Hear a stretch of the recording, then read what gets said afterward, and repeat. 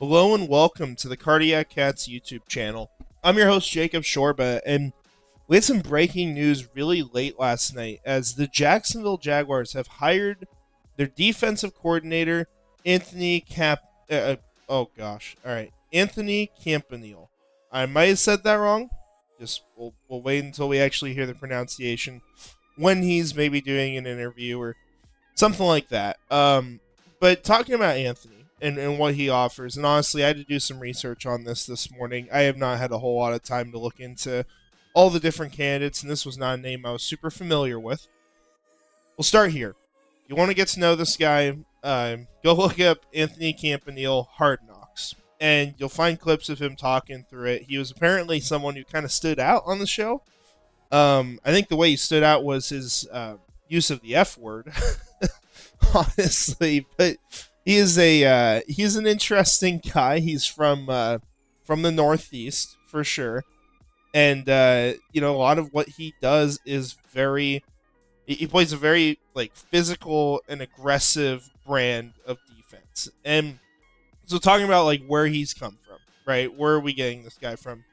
So last year, he was with the Green Bay Packers. He was their linebackers coach and run game coordinator. So something to know from that. We'll start with this. I don't know if everyone knows where all the rookies went from last year, but one of the guys who went to Green Bay to work with him was Edgerrin Cooper. He was a player who actually I really liked. I had him as a first-round prospect last year, and obviously he goes in the second round, but he was one of the best players out of the class, at least for his rookie season.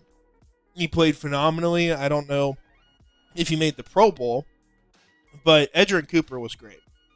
So, right off the bat, that is something that stands out to me. You even see it mentioned here where he was the Defensive Rookie of the Month for December and January, closing out the season. So, that's a really good start here.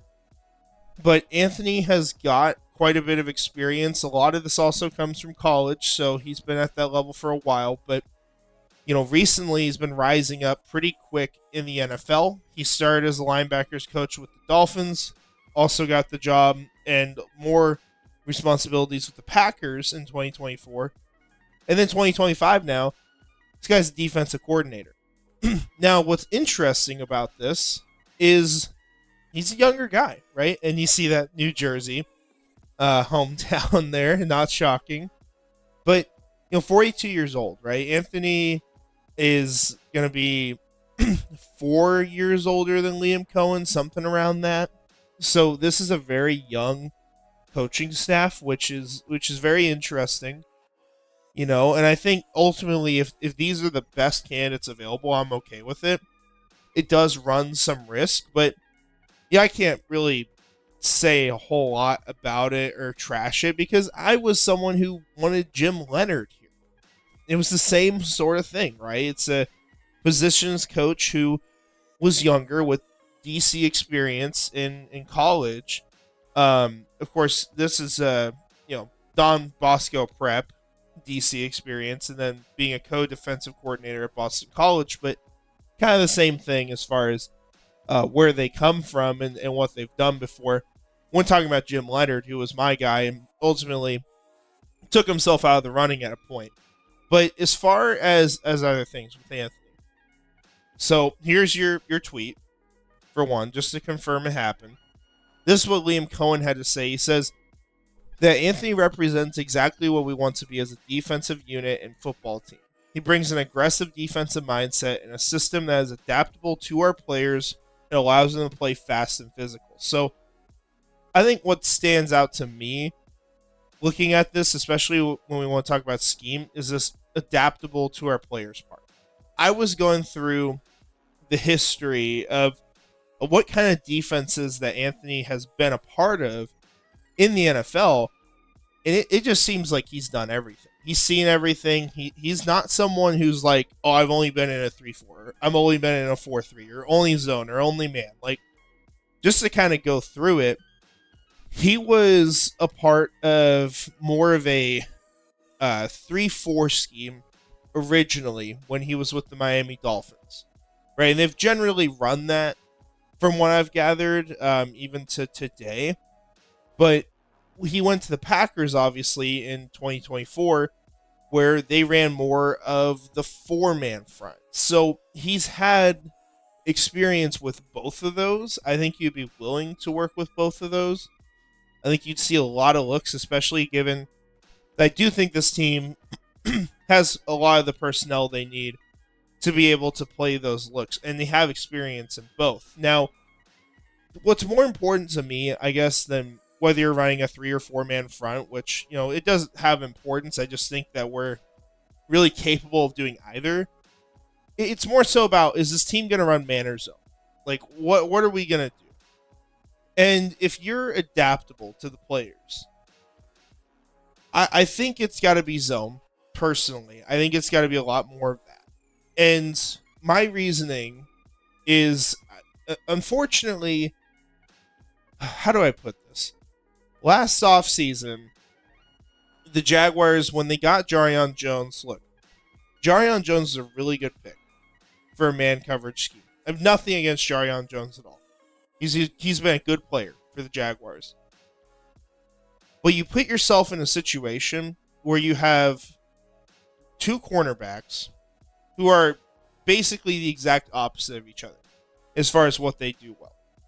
And it really inhibits your ability to get a scheme that fits both of them, especially considering one of them is going into a second year and the other is going into the first year of a 4-year contract extension.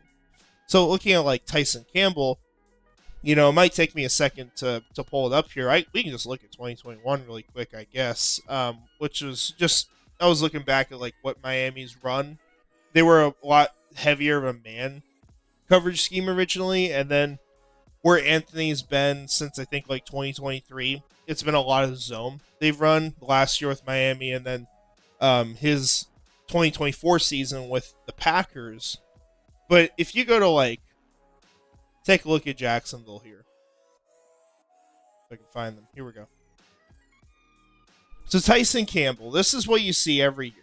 This is kind of what we've generally heard, but man coverage, right? 41.2.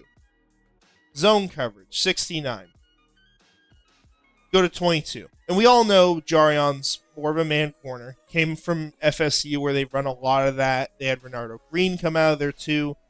Guys who have been very good in man coverage. But you go through Tyson's history, and you can watch this on film as well.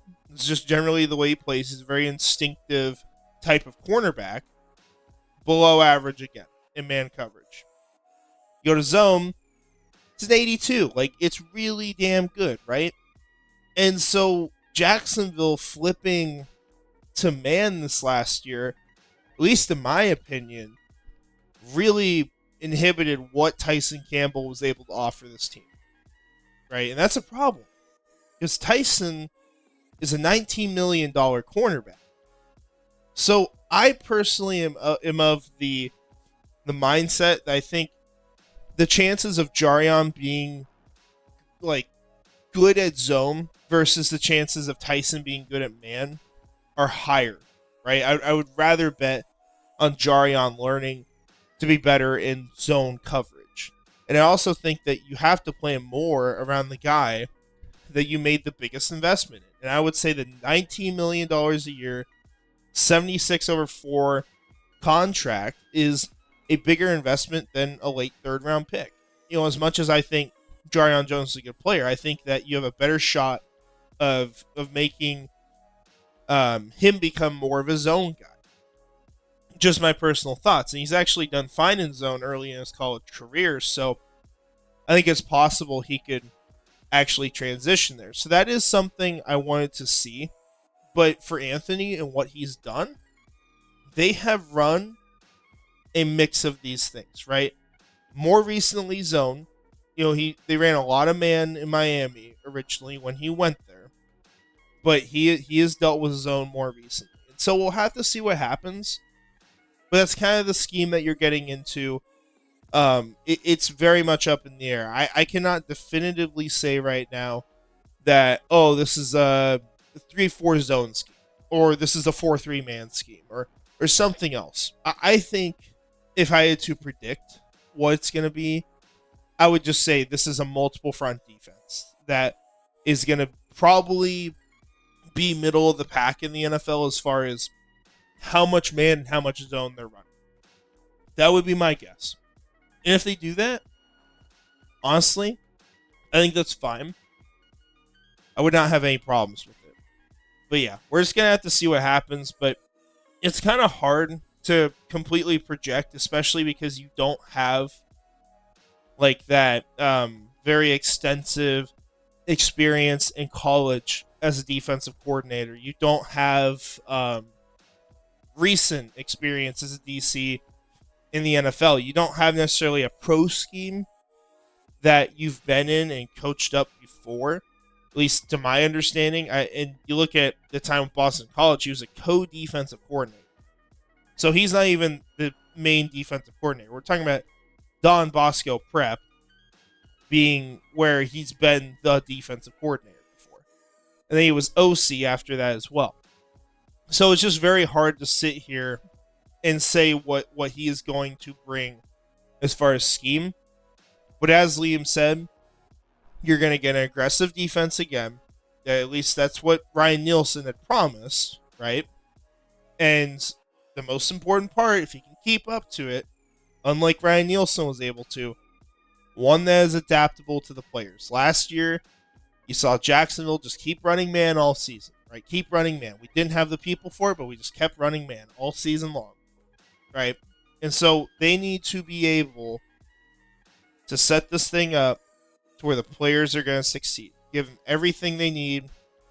Make it possible. Don't just force what you want, even if it doesn't work. So that's kind of what I think we're getting out of Anthony. It'll be interesting to see how things go. We'll probably hear more when we get like an official interview. Hopefully someone asks him like, what's this going to look like? What's the base defense? Are you a man or zone guy? Or is there something we're going to kind of lean towards more? It's very hard to get an indication of what's been. I hope someone maybe knows more than me that can explain that, but that's kind of where I was at on it. So with that said, we're going to have to get going here. I've got to pack up at the hotel. Thankfully, I didn't do it last night because if I did, it'd be really hard to record this. But yeah, want to shout out our channel members before we go. We've got Premier Seer 904, Nightmare Eco, Gator John Bites, and Scrubber Ducky 500. I appreciate all your support. Thank you guys once again for this great week out at the Senior Bowl. Would not have got access to everything I have access to out here without you guys all supporting it. So appreciate it. Hope you have a great rest of your day. And finally, go Jags.